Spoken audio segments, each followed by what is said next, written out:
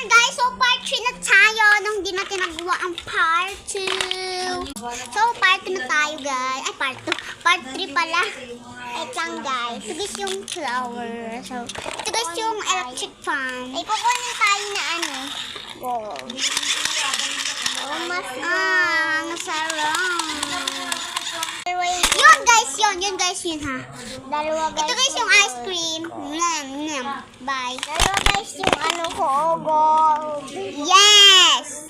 Dalawa, ang ganda. Ito naman guys yung bag.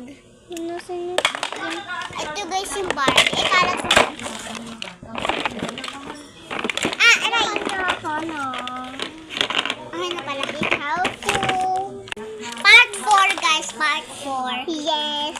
Madami kang parts kasi. Part 4.